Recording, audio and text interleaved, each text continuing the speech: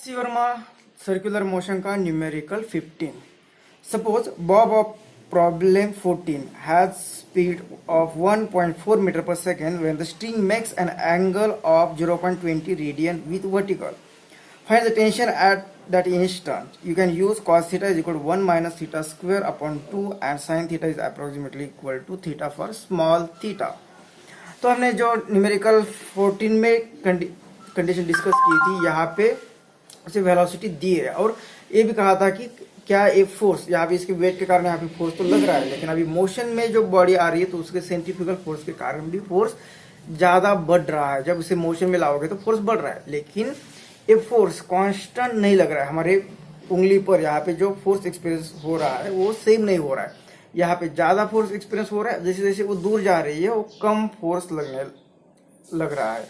तो यहाँ पे मोशन में आने के बाद हर पॉइंट पर फोर्स जो एक्सपीरियंस होगा इस उंगली पर वो अलग अलग फोर्स एक्सपीरियंस होगा. तो कहाँ पे कितना फोर्स एक्ट होगा और ये फोर्स क्यों अलग अलग पॉइंट पर अलग अलग लगता है, तो ये हम थियोरेटिकली यहाँ पे देख लेते हैं. तो पहले जो बॉब यहाँ पे था अब ये यहाँ पे आ गया है. तो यहाँ पे जो फोर्स लगेगा हमें इस बॉडी पर, जितने भी फोर्स लगते हैं वो कंसिडर करते हैं. तो सबसे पहले डाउनवर्ड डायरेक्शन में जो फोर्स लगेगा वो होगा mg, और स्ट्रिंग पर तो हमेशा ही टेंशन रहेगा. अब ये बॉडी जबकि मोशन में होगी तो इसका जो भी सर्कुलर पाथ होगा, इस सर्कुलर पाथ पर वो रेडियली आउटवर्ड डायरेक्शन में उसका सेंट्रीफ्यूगल फोर्स होगा. तो इस पॉइंट पर ये अगर ऐसा सर्कल निकालते हैं हम तो ये उसकी रेडियस होगी, तो वो रेडियली आउटवर्ड डायरेक्शन में इस डायरेक्शन में एक यहाँ पे mv स्क्वायर अपॉन r इतना सेंट्रीफ्यूगल फोर्स होगा.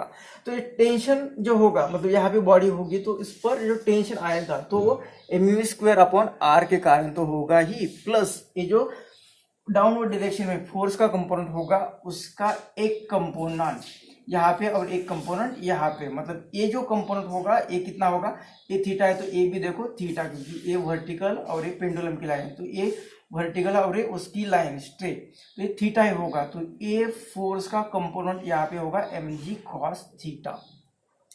तो अब यहाँ पे t इज इक्वल टू यहाँ पे mv square upon r plus a mg cos theta, और हमें बोला है कि mg cos थीटा की वैल्यू आप ले सकते हो यहाँ पे 1 माइनस थीटा स्क्वेयर अपॉन 2.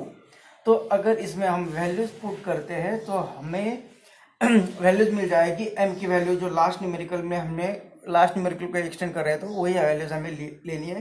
तो m की वैल्यू थी 0.1, v की वैल्यू थी 1.4 और इसका स्क्वायर है, और r 1 मीटर दिए है, प्लस m 0.1, g की वैल्यू 10 ले ली, और ये 1 माइनस थीटा स्क्वायर, थीटा दिया है 0.2 और इसका स्क्वायर और डिवाइडेड बाय 2.